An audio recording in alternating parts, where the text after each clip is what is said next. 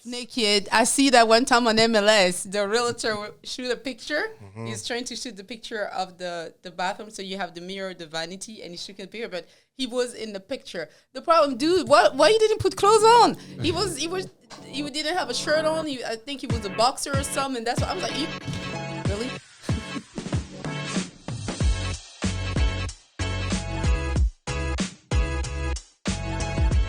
Hi guys, so welcome today to Let's Keep It Real Now. Once again, here's a new episode, and I'm Danielle Bilumbu with DBK Real Estate, your co-host, and I have here our friend Jabbie with AMP London. How y'all doing today? Great. And we do have a special guest. He's a dear friend to my heart. I've been knowing him since I came out of the womb as the real estate agent back in 2012. Wow. He's my favorite photographer. I'm not cheating on him for nobody, and I've been with him for years. We do have Mr. Raymond Alderete with Alderete Photography. Did I say it right? Yeah, you should. I should roll the R better? Roll the R maybe, okay, but let me try. It's close enough. Alderete. There it is. There we go. I knew I was Colombian somewhere. Okay, Danielle. How are you, Ray? Good. It's good to be here. Thank you so much for your time. So talk to us a little about you. But I do believe photography is very important in real estate. Right. In general. Right. And we talked about it earlier before the cast that photography is, I think, the most important part of real estate. Whether you list it for rentals, sell, or lease, it is the most important part of selling real estate, marketing your real estate listings. Yeah, because the same picture, you can use it in so many different ways, right? You can put it. We put this picture online. We put this picture on a postcard. We can have some printing and give that away at open house. We use this picture I use and abuse it in so many different ways. Well, nowadays people are looking online. Mm-hmm. They don't get the postcards and the flyers are, a thing of the past. Although some real estate agents still use them, but people's primary first source is the internet. Mm-hmm. And so, therefore, that's why it's important that you have good, well-lit, in-focus photos to show your listing.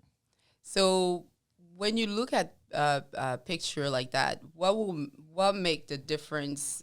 Is the light? Could you just give us your process to take pictures? Well, taking architectural photographs, I think, is a unique ability that differentiates a lot of other photography, like portraits, weddings, even cars, automobiles, in that what you have to portray or what you have to show the viewer is a unique portion of that architecture, of that listing. Mm-hmm. And how I shoot a house is different for a designer, a real estate agent, and even a builder. Yeah. Because they look at different parts of the house differently. Mm-hmm. And so depending on who your client is how you're going to showcase the photos or the photography. And so what I do is, once I get a project for a real estate agent, is I find out how big it is, which is going to take, which depends on how long it's going to take me to photograph the listing, and where it's located. Location meaning the property itself? Location for the property, if it's on a lake, if it's, on the shore, if it's a neighborhood. So that gives me an idea of, what I'm expecting to encounter when I go to a listing. And you always do sometime with me, without even asking, you also do like the park, around the house or the playground. Want the amenities. Nowadays, a lot of neighborhoods are projects or neighborhoods where communities have their own parks, whether they're pocket parks, community centers. They are now starting to have those amenities in neighborhoods, walking trails. Mm-hmm. In some cases, where if it's because we're close to the coast, whether it's boat access, marina marinas, things of that nature. And people like to see that. People like to see when you buy a house, what comes with that house and what's available nearby. Yeah, because it's cute to have it in this general description about the lifestyle and stuff, but it's also even better to be able to see it. Right. You know. Right. And then really have a. And then you say you have different way to shoot the picture depending on who will be the buyer. This is great because I did think about photographer things like that. But how would you shoot differently the same house for a builder, for example? What the builders are looking for example, or a developer? I'm lucky enough that I have a custom home builder who they go to conventions every year because they want to see what new amenities are available to trends. Okay. Like tiles, different flooring, different paints, counter spaces. One of the main areas that people look at when they buy a home is the kitchen. Absolutely. And bathroom. And the bathrooms. Yeah. So what the trends are in kitchens and bathrooms are what they are looking at and shopping for, and what's on TV and what it's difficult to say, but what stars are putting in their homes. So I've got to focus on, one, what those builders are putting in their homes. Okay. And make sure that I showcase those areas with details and angles, because in kitchens especially, lighting is important. And then how would you shoot a property if it's a land? If it's a land? It's just land, like plain land. Oh, just plain land? Yeah. What's your strategy in there? So years ago, and I want to say probably 10 or 12 years ago, real estate agents shot an acre or a lot just from the street. And whether it had a tree or grass, that's all you really saw. You didn't really get to see how deep, how wide the lots were. And the one thing I noticed when I went to a flea market was a vendor had a helicopter, an RC helicopter, a little small $20 helicopter, but it had a camera on it. And I said, that's pretty neat. Even though it only flew up 15 feet. 15 feet is a different perspective than if you were looking at a lot on the ground. And so if you go up 15 feet, you can see how deep the lot is, even in some cases what's past the lot, what's next to the lot. So that perspective was interesting for that agent. And I told her, I said, why don't I show you this? And all I did was fly it up 15 feet, take a picture of it. And the resolution wasn't that great, but you don't need high resolution for internet. How long ago was that? It was 12 years ago. Yeah. And so since then, I'm on my 8th drone. Wow. One, because the technology keeps getting Changing. better and better. And back then, I think the photograph was, file size, it was like 12 megs, which is really small. And now the resolution for photos on amazing. drones are just clear. They make movies out in some cases. Do you need a special license for drone? You do and you don't. You do need a license if you're doing it for work. Okay. You're going to be compensated. You do need a license. Okay. But technically you don't if you don't fly over 50 feet. 50?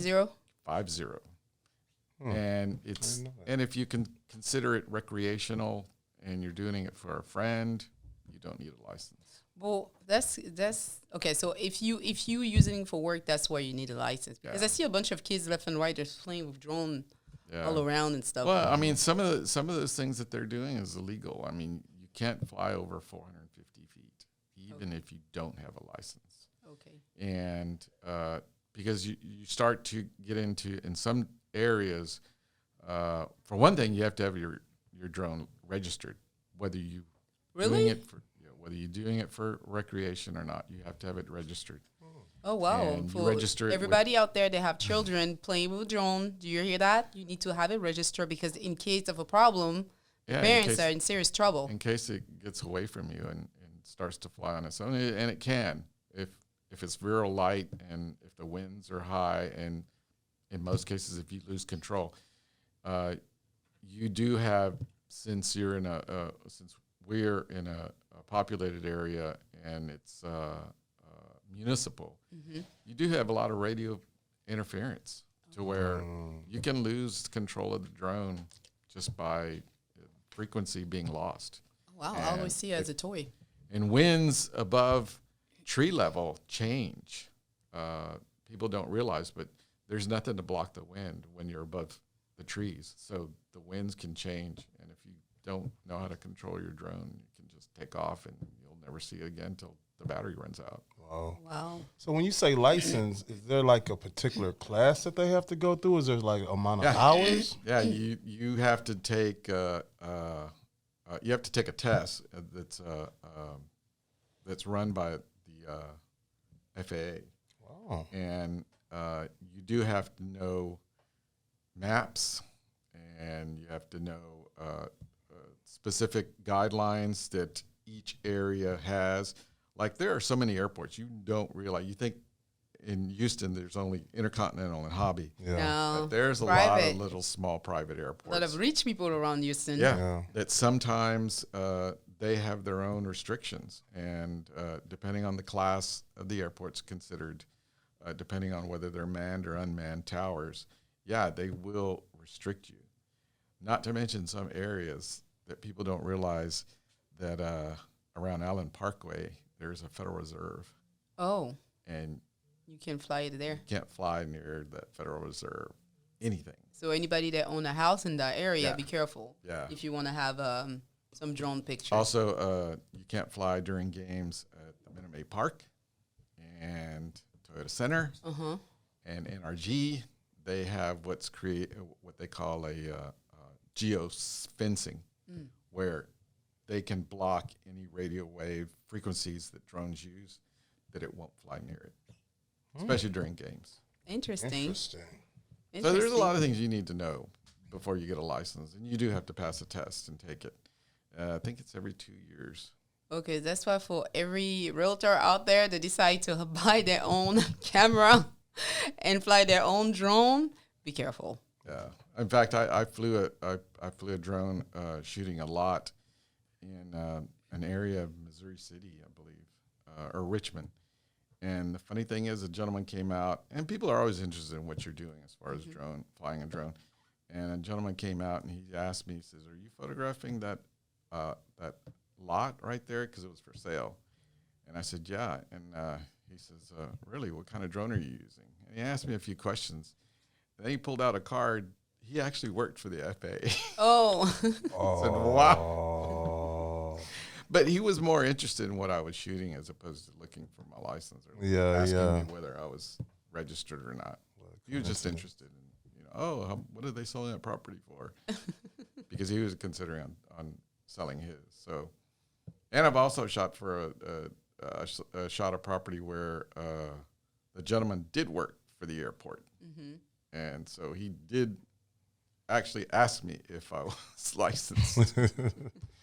And so, because there are a lot of unlicensed drone operators that think that they can make some money doing it, but they have no idea the consequences of what they're doing if they don't know what they're doing. So if you're in trouble with that, you're in trouble in a federal level and a state level. Yeah, you can. I don't think that there. I don't really think that there are any cases where it was an extreme. I've heard a few cases where people just fly their drone and see how high they can go. That's no good. We have plane. Right.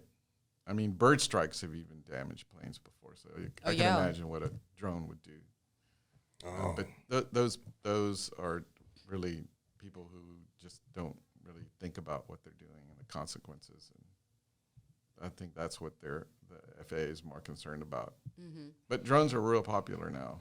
And because you can just go out and buy them, though. So it's just one of those things where I don't think the information is out there where the public really knows the consequences of having a drone. Right. You can just go pick up one and I'm off. Yeah. Well, I mean, But it's just like a lot of things in the U.S. There is a lot of things that there's consequences, but they'll just let people loose with that. And they're just like, I can tell you the first time I flew my drone, and I live near Jabbie Airport. The first time I flew my drone and I took it up 50 feet, it made me realize that this could be used for malicious purposes. Yeah. I said, wow. I mean, first of all, primarily, it could invade somebody's privacy. Space. Yeah. It's like, wow. I know because I have the listing that we shoot in the Heights. Mm-hmm. The owner has a big lot there, almost half an acre, and people with drones, they used to come and they stand there and then they try to get the size of his lot and stuff like that without his permission. And one time somebody came and flew a drone there. The drone fell in his backyard, and the person was like, "Are you lost something? Oh, I think something fell in your backyard." I said, "No, I didn't see anything. That was his drone. He kept it." Yeah. Showed to me when I went to the house. He said that happened a lot. People flew that above his lot without permission. Technically, you have to have the property owner's permission to photograph the property, not just the realtor. So whenever I do shoot, I ask for the property owner, his name, so that if somebody asks me, I can just say, "Oh, well, I don't know. I don't know whose house this is. I'm just, So you know what you're doing. Yeah, you do have to have the property owner's permission. That's crazy. And then in the photography world, it's true. Now we have videos all over the place. It's the new things. Everybody's doing it. But I still feel like photography, still picture, are still fashion, right? Well, still photos. If you think about what you're showing on the internet, video takes a high degree of space and power. To look at. One of the first things I did when 3D Matterports came out, and those were virtual tours done with the 3D camera. When those first came out, they took so much power to view that and it's also a little bit slow. At the beginning, it was very slow to move one room to another one. And I think it was like 5G is what we have now, and I think it was like 3G is what, when Matterports came out, is what they had. It's a great tool for builders and some real estate agents, but you couldn't view it on your phone because the video would stop and it would just get jittery. And people are very impatient. They're not going to wait, Yeah, to me, I think for the Matterport stuff, like if it's a new construction is coming up, sometimes buyer needs to have a feel how the floor plan will look. So I think that 3D Matterport stuff is pretty good. But for the rest, I think if you have a good video and good picture, that's all you need. You don't need to spend extra money on the Matterport unless new construction. Studies have shown that people's attention span, in order to capture their interest in a listing, you have 45 seconds. 45. And in those 45 seconds, if the buyer, your potential buyer, is not interested in your listing for whatever reason, you will move on. Whether the photos don't load right, whether the photos are out of focus, whatever that reason is, you've got the 45 seconds to get their attention and to keep them interested in that property. Yeah, talking about photo not looking right. Oh, my God. That's a pet peeve of mine. So sometimes I go online and, you do search and you're trying to find something for your client, and then you see a realtor who's selling a very expensive home. Sometimes it is not super expensive, but we're looking at the commission we're going to earn versus the price of the picture that you pay to get. And then some of this picture, I'm like, my friend, you could have spent that $200 for this beautiful home that you're selling at $350,000. Right. Why are you showing me toilet? Why are you showing me awkward wall? Why are you showing you don't know how to take the angle? Stay in your lane. Your job is to negotiate the property. Your job is to market it, to use all the tools that you can have in your hand, and to make sure you bring as many people in the house as possible so they can give you an offer. And your job is to negotiate and get the paperwork together for your customer. Our job is not to take pictures unless you're really gifted. Let's say you're really, really gifted. That's your thing. You're creative. You're good at picture. You took class for it, just like Ray did. You have experience with it, just like Ray did, or he's doing. Yes, I can say that's, and it's showing into your work. Don't use your client home as your training ground, right? Yeah, I don't like that. I don't think it's fair for them. Your duty is to make sure you're providing the best services and truly help your client to get the maximum amount of money on their property. So by you taking pictures that look like the picture you can take with your grandparents' home, you're practice in somewhere else, but don't practice with people with money. It always irritates me when I see it. Mm-hmm. Stay in your lane. Be a real estate broker or an agent. There's a website called, and somebody, I didn't even know it existed. Somebody pointed it out to me. They said, Raymond, have you ever seen the website Worst Realtor Photos Ever? Oh, it exists? I will check it out. It exists. And I looked at it, and I was shocked that some realtors would post some of these photos that I was just, every photo was just, every picture was just a shock to me, going, I can't believe somebody took this picture. And it includes a lot of the mistakes that people should not do when they take real estate photos. Mm-hmm. From out of focus to too dark to dogs in the shot. Or themselves naked. I see that one time on MLS. The realtor will shoot a picture. Mm-hmm. He's trying to shoot the picture of the bathroom. So you have the mirror, the vanity, and he's shooting the picture. But he was in the picture. The problem, dude, why you didn't put clothes on? He didn't have a shirt on. I think he was a boxer or something. And that's what I was like, really? No. That's horrible.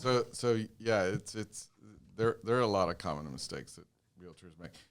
I mean, if you're trying to save money, it's one thing, but when you're trying to sell your listing or your property, it's something to invest in, because my understanding is realtors make most of their business from referrals. Exactly. Yeah. So if you skimp on one listing, who knows how many referrals you could get. Maybe it's not the most expensive listing you've had that quarter, but if they have friends or relatives that are listing a property that is high end, mm-hmm. you lost that business by skimping on that one listing. So you never know where your referrals are going to come from. That's why it's wise to go all out with each listing you get.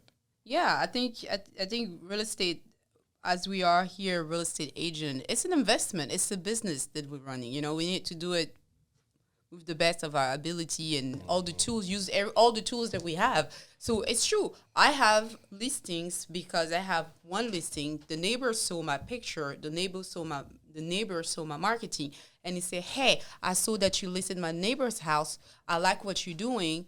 And maybe across the street is another realtor, but they call me and they ask me if I can do it. And I'm doing the same thing that I did with the neighbor, because they just like it. They like the way the house was presented and showcased to the world. Yeah. And then this is also their proud. A lot of people, their home is their proud. Mm-hmm. So when you took very nice picture, and sometimes I client, they're like, oh my God, one client, she emailed me. I talked to her on the phone. I said, did you see the marketing? Did you like it? Blah, blah, blah. And she said, yes. I say, I sent the picture to my family, and they're like, oh my God, I would like to buy your home. Even myself, I will buy my house. I didn't know my house can look that good online, It's they're proud. So it's our duty to really make it look great. But you do an amazing job, like literally. Like, yeah, you do good. Even we had some property catastrophe. And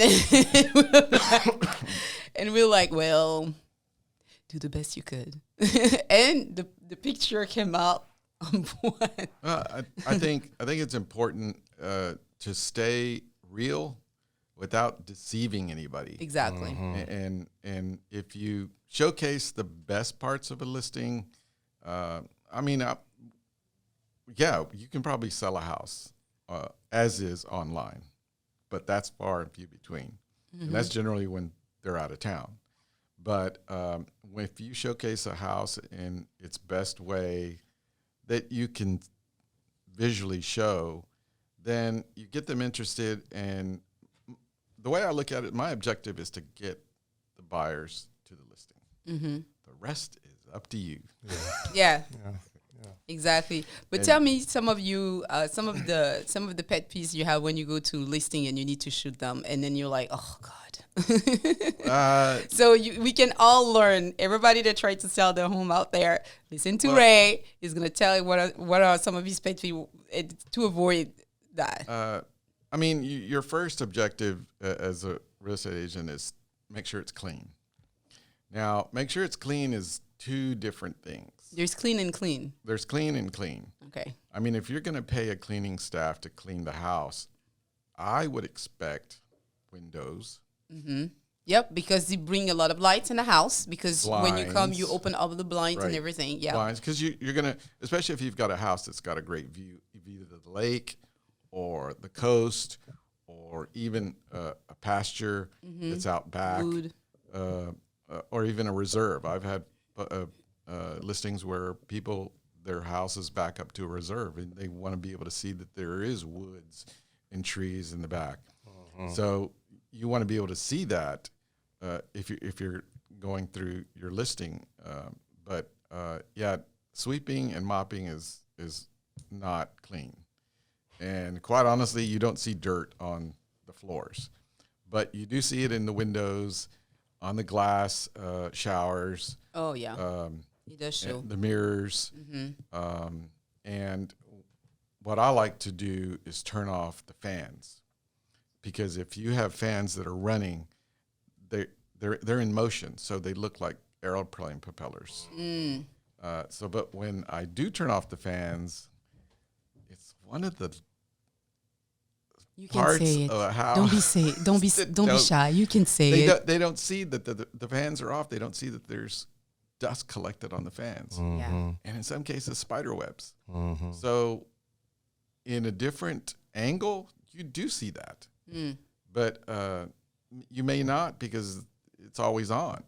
So make sure that it's all clean. And what I heard one time is what buyers look at, oddly enough, are light switches plates. And the different color. You can tell it's old versus if the new. light switch plates are dirty, especially the light, because the switch is what you touch all the time. Especially the one next to the kids' room. Right. So if they're dirty, they have filthy finger. sticky, it's like that's a bad impression that the buyer and it shows has. on picture, even if you Photoshop it. I mean, it's Photoshopping is one thing, and I have on occasion come across stains, but the real estate agent will assure me, well, the painter didn't come. Could you please Photoshop that? And I'm willing to do that, but I'm assured that it hadn't been done yet, and because they didn't want to delay the photography session, that was missed. Mm-hmm. But there is an assurance that we're getting it fixed. Don't worry about it. Just Photoshop it, and I'm willing to do that. But if you want me to add a door where a door isn't, or it's not possible, a window, get rid add of a tree window, or remove a tree. You're misrepresenting yourself. Yeah, and people get very upset. Or remove the power line in the backyard. It's not really. You have to sell the home with that. Even, for example, if the backyard is too small, for example, and you try to make it where the backyard is giant, and then people come to the house, it's like, wait a minute, that's a lie, Well, I didn't see the power line on the picture. Oh my God, look at this, and I've been with buyer at the property. They're like, let me look at the HRR picture again. Oh my God, that's a lie. Why y'all lying? I've had real estate agents and or sellers who've asked me, is that a wide angle lens? And even though I do use a wide angle lens, I did purchase a wider angle lens, but it made everything look so big. It wasn't so much that it big, and it's nice to see the whole room, but when it looks like a cartoon, and it's obvious that it's a wide angle lens, that is deceiving, because when you do have people that come over and go, wait a minute, the bathroom look a lot bigger in the photos. Mm-hmm. And so, it gives a bad impression. They're wondering, what else are they hiding that I can't see? So even though, it is nice to shoot with a wide-angle lens, it doesn't have to be that wide. And as long as you show the pertinent information on a lens, in a photo, then that's wide enough. If you show a doorway, if you show the wall, and cabinets or what have you, then that's enough. Okay. So again, I'm not selling a house on photos alone.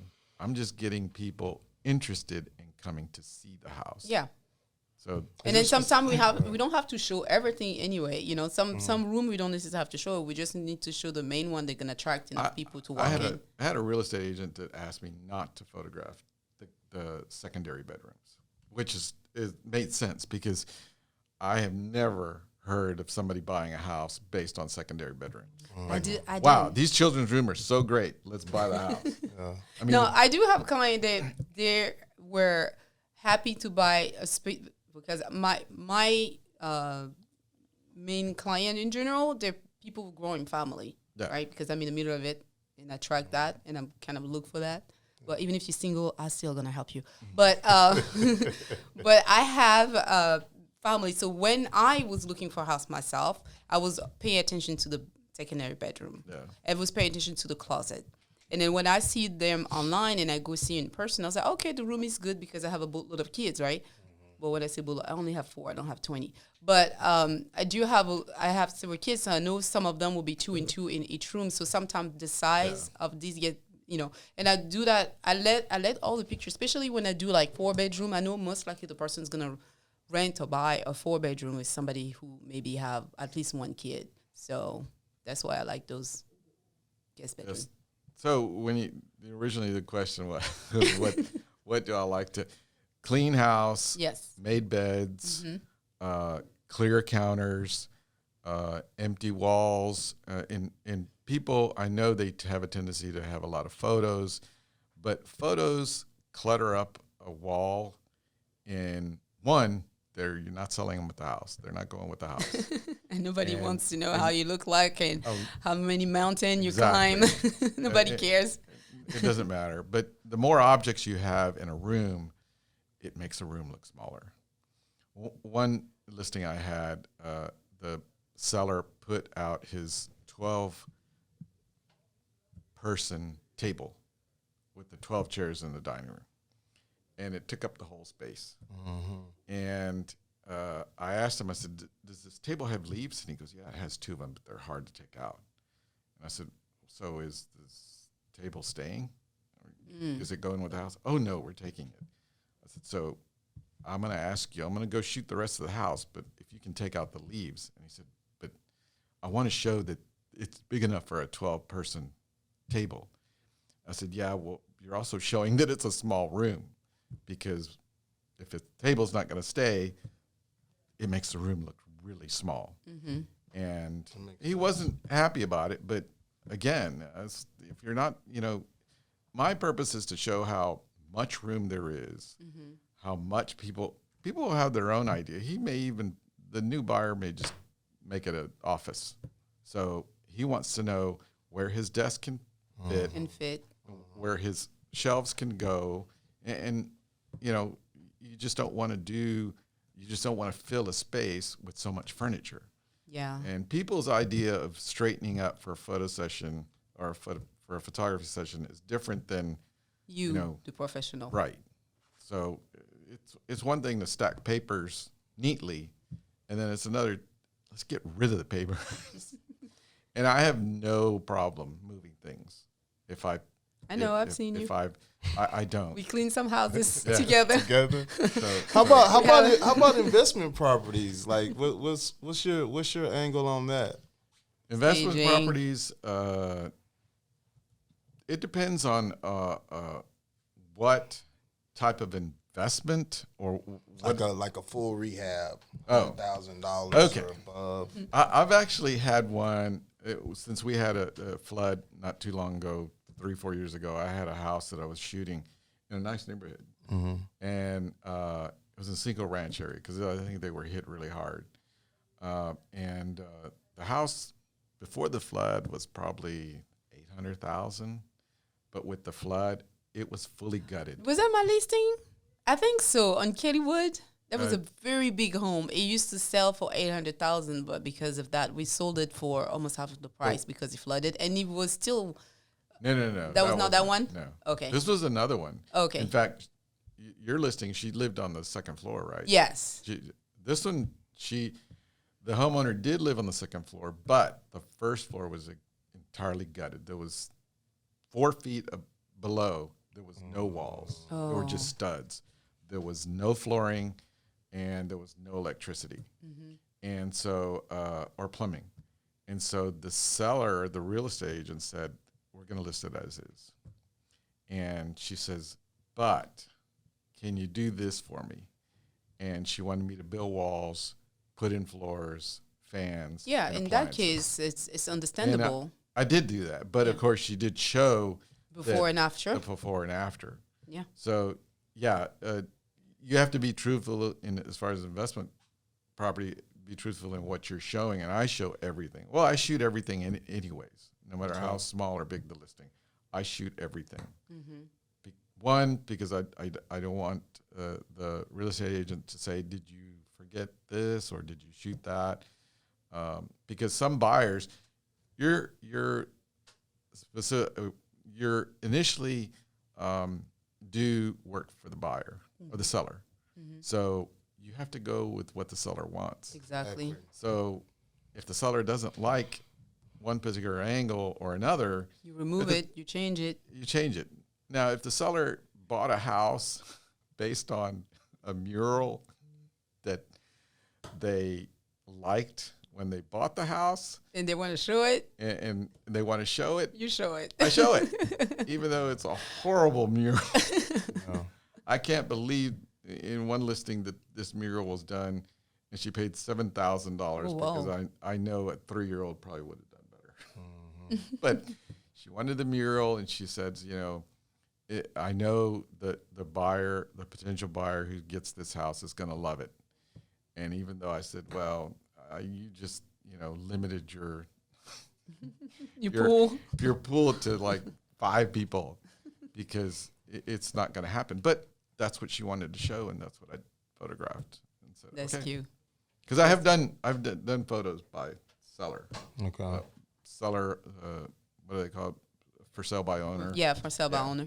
I've done those before, and they're the client, so I do whatever they please. Whatever it is they please. So I try to cover everything when I shoot a listing. Wow. Thank you so much, Ray. That was a good conversation. Hopefully you guys learned a little bit more about photography, how you can get ready and prepare yourself to showcase your home in a better and brighter light. Just always remember Ray and his team will be there for you. How can people reach out to you? Phone. It's probably the best way. What's your phone number? 281-630-1457. It's your office number? It's office. Well, office mostly. Okay. Business. Great. And do you have an email you want people to reach out to you? It's alphoto7, ALFOTO, the number 7 @gmail.com. Okay, great. So he's the busy person, but he will be available for anybody that need help. You have a word for us, Abu? Yeah, just continue tuning in. We like all the good positive energy that we've been getting from you guys as far as comments. So keep them coming, and we're going to keep content coming to you. Thank you so much for watching. Hopefully you learned a lot. Make sure to subscribe and follow us in all our social media, and make sure to contact Ray for any of your picture, for realtor out there, for seller, whoever just need, or even builder and developers. You work a lot with a lot of builder. Yeah, I work with a lot of people. So make sure to reach out to him. Thank you for watching. À bientôt. Bye-bye.